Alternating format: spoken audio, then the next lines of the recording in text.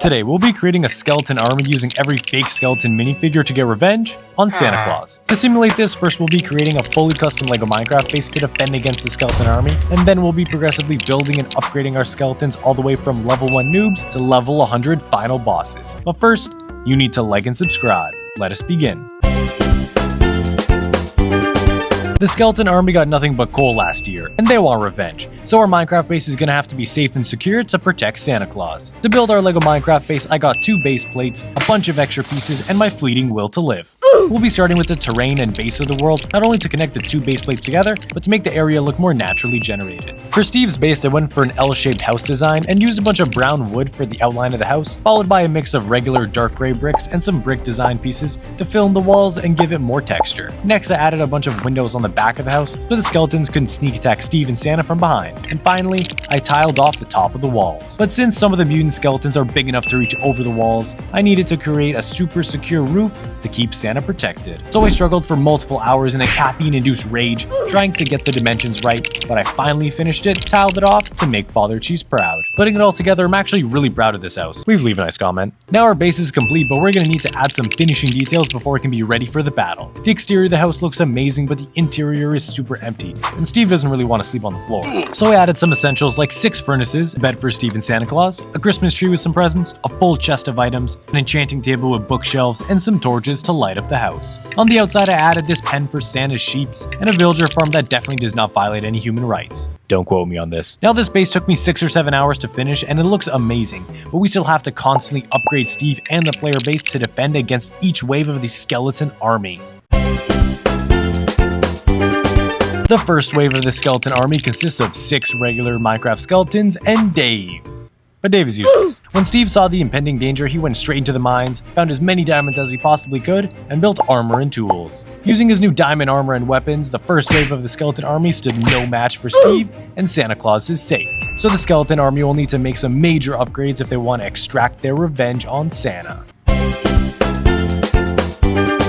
For the second wave of the skeleton army, I got an elite squad of fake LEGO skeletons. This squad consists of the only wither skeletons have abnormally short legs, a fake LEGO stray that actually has a cloth piece. Side note, explain to me why AliExpress minifigures have a cloth piece, but the official LEGO minifigure includes this nonsense. But anyway, a regular skeleton with horrible face print, and a super elite armored skeletons. These armored soldiers are only brought in for the most dangerous and special missions, and I have 6 different tiers of armor. The leather tier includes 2 elite warriors that specialize in range attacks, since their armor is the weakest out of the squad. The next tier is the gold tier. These 2 skeletons have stronger armor than the leather skeletons, but they also have lower durability. Then we have the emerald tier. This guy's only here because he's rich.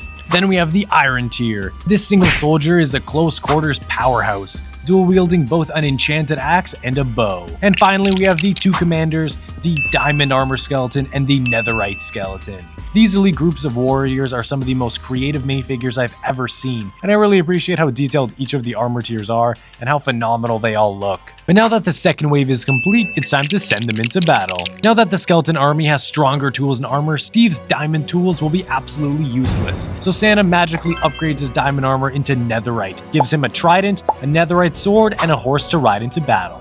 But unfortunately, Steve was only able to defeat the leather and gold skeletons, and is quickly overwhelmed by the larger masked army. Luckily, he escapes and manages to build a defensive tower to gain height over the skeletons, and when they close in, he pours lava all over the army to defeat them.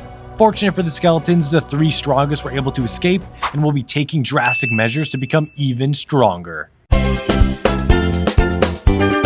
The skeletons, humiliated by their defeat, take a mutant potion of strength to be able to withstand any of Steve's attacks. The first skeleton we mutated now is a brick-built body with significantly more joints and posability. I especially love how the brick build design utilizes the original skeleton body as the base and just adds to it rather than being a poor brick build. Now, although the build looks really nice, the face print clearly has some serious issues. It looks like the head was caught in between a printing machine, half of the face was printed on the left and the other half was on the right. But regardless, it's very easily fixable. The next mutant skeleton, although shorter than the previous, seriously bulked up. The 2 skeletons share primarily the same structure, but this guy just has twice the arm size and comes with this devastating mallet. I also think that he has better articulation and an overall design than the first mutant skeleton. But the last and final mutant skeleton is in a class of his own. This mutant skeleton still uses a similar design to the previous two, but it's just on a completely different level. With hyper-extended arms and legs, this skeleton is now able to quadruple wield weapons and has the greatest battle advantage out of all of the mutant skeletons. Since he has the most pieces and joints, he also has the best posability. He has movement at all 4 of his arms, a swivel at the head, double jointed knees, and movement at the ankles. Out of the 3, this is easily my favorite, but I bet it's not Steve's. Since Steve has been attacked twice already, he's expecting the 3rd wave to be the strongest yet, so he decided to build an iron golem and a fully functioning TNT cannon.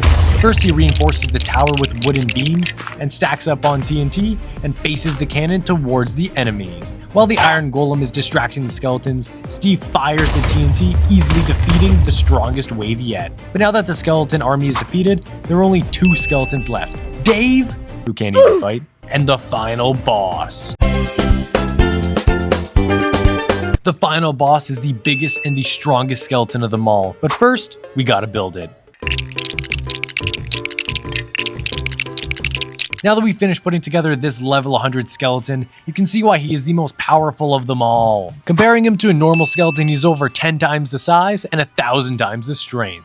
But my favorite part about him is the design that the original creator took. I couldn't find the original designer for this build, and I think it's well known by now that AliExpress will be stealing instructions from creators and sells them on their website. So if anybody can track down and tell me who originally created this build, I would greatly appreciate it so I can give them proper credit. Anyway, the giant skeleton looks absolutely amazing. The designer made some amazing creative choices and was able to capture the undead look for this guy. I especially like how they designed the torso with the ribcage and the hands and feet that just look so accurate to a giant skeleton. But my favorite part is the attachable accessories the giant comes with. The arrow bag and ball joint strap add a whole nother level of detail to the figure, and I absolutely love it. Furthermore, he also comes with a bow and 3 arrows that can be clipped into his hands. His only real issue is that he's super floppy.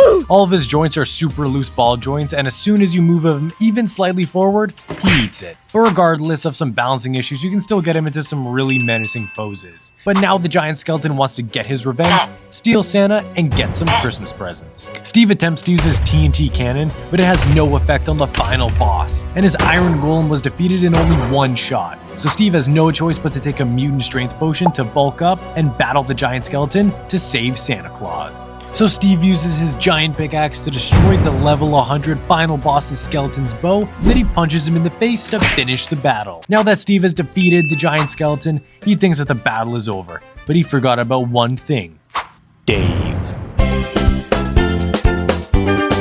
Dave is a peaceful skeleton, and was always made fun of by the other warrior skeletons for being a weak loser. So to prove all of them wrong, Dave built the ultimate fighting mech suit. This giant mech suit is the ultimate fighting machine. It has shoulder cannons, kung fu style programmed into the mech suit, and the best posability you could ever ask for. He has ball joints at the shoulders, a custom designed double jointed elbows, a triple jointed design at the torso that connects to the waist and still allows for amazing movement, ball joints at the waist, and ratchet joints at the knees for increased stability, and sideways ankle joints to make sure that he doesn't fall over like the giant skeleton. Seriously, this thing is amazing. The design for the suit is absolutely mesmerizing. Every detail included into this build is extremely professional, and Dave is extremely proud of himself. And if we open up the top of the mech, there's even a full control room for Dave when he wants to pilot the mech suit. But when Dave suits up and is preparing to attack and destroy the village,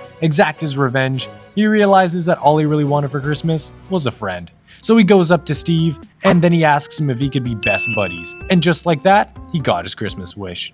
Now, thank you guys so much for watching. I had to make this video during my exam season, so I really hope it's as good as the others. And all original creators have been credited in the description. Happy holidays, subscribe.